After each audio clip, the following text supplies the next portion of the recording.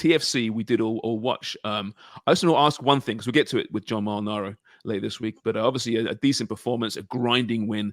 Insigne looked really, really good. But the pitch at Gillette Stadium, right, it's a new one.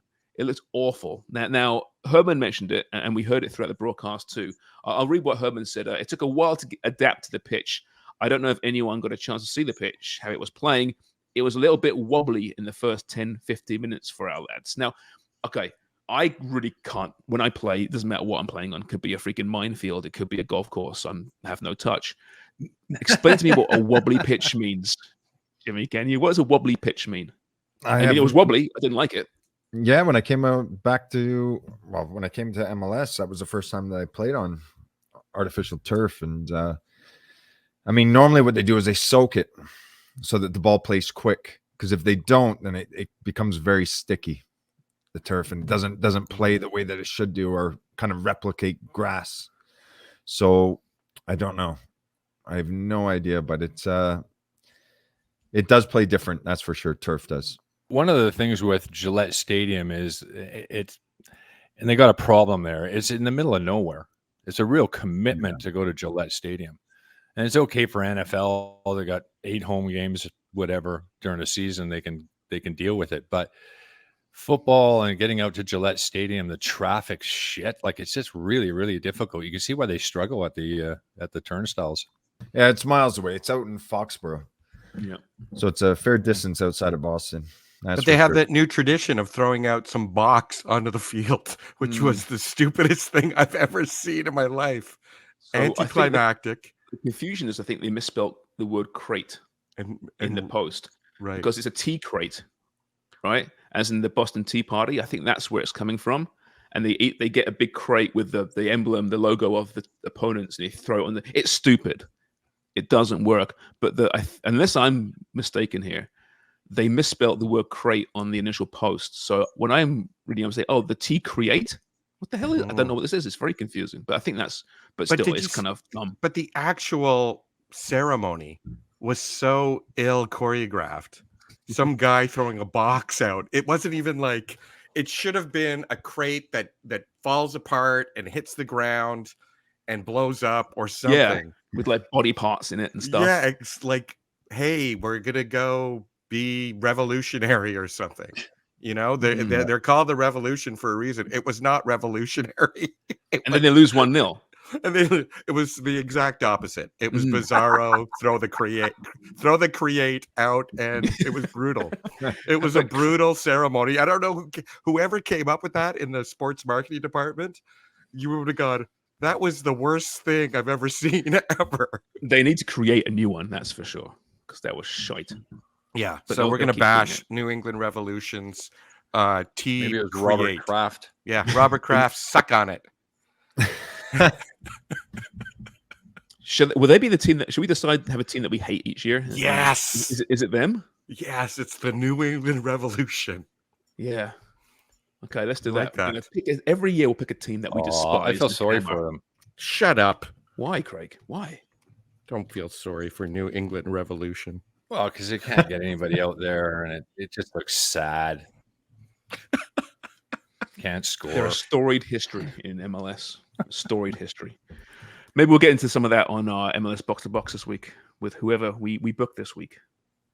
Or just rerun Hercules again. If he's getting 1,000 hits on one video, then we'll just keep rolling it. Absolutely. Over and over again.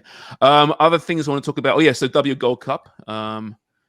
Canada. Wow. Well, hold on a minute. Let's go back to the Toronto SC. We haven't finished Toronto SC yet. Yeah, we've got a whole podcast let's talk about Sean Johnson.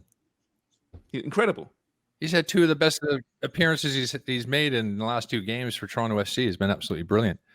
They've been heavily outshot, really. I mean, the 2 games have been outshot between the two, 40-16 on target. I think it's something like 11-4 outshot. They managed to pick up 4 points. And a lot of that is largely to do with the goalkeeper. That save he made late in the game was unbelievable. To his right. Yeah, it was a great save. It's going to be one of the great saves of the season. It was superb. On a wobbly pitch, no less. Anything else you want to talk about TFC, Craig? And I mean, you're the Vancouver expert too. No, that's also, it. That's I'm stealing from JMO, though. Last year they got 4 points overall on the road. In the first 2 matches, they have 4 points It's been a already. good start. You can't knock him. But I just can't believe how Nope. shite they were last year. It just shows how shite they were, right?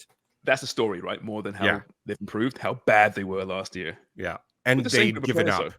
The players look energized, and that's kind of exciting. Bernardeschi was working his ass off yesterday.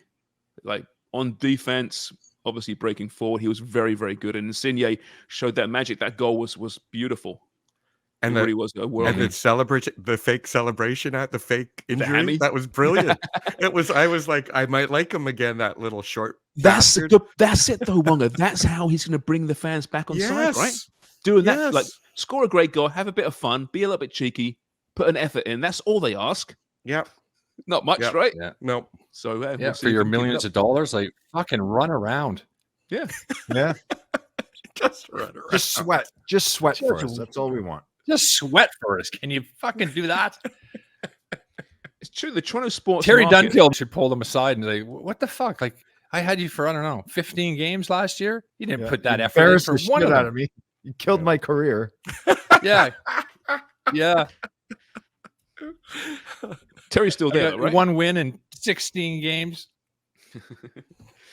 Well, hey, listen, amazing. What That's the good positive thing. results do, right? Mhm. Positive results can change the dynamic in a room, right? So we'll see what yeah. happens. We'll see what happens.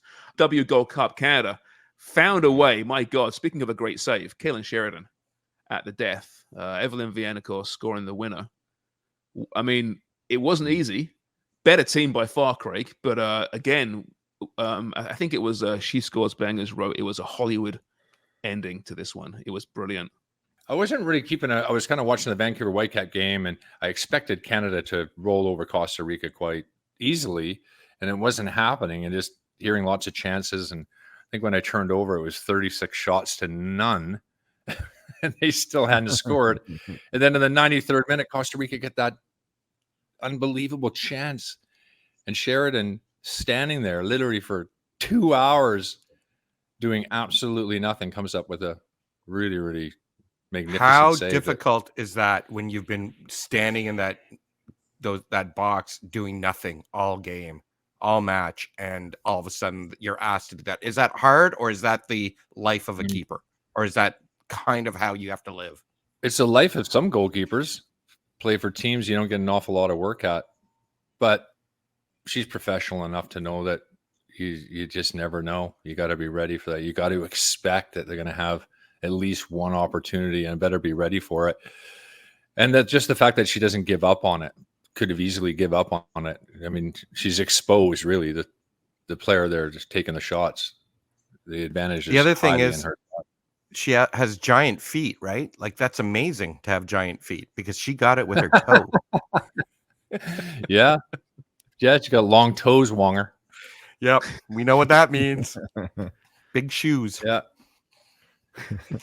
Big shoes. All right. Oh, we should note that the broadcast is being recorded on Thursday this week with Dubs and Rhian Wilkinson, head coach of Wales. That'll be a really interesting interview, I think. And obviously, I'm sure they'll talk about Canada's performance at the Gold Cup and what we'll have learned by then. It's a world away on Thursday. So much can happen. The States are back at it. They beat Colombia, right? So they've moved on as well.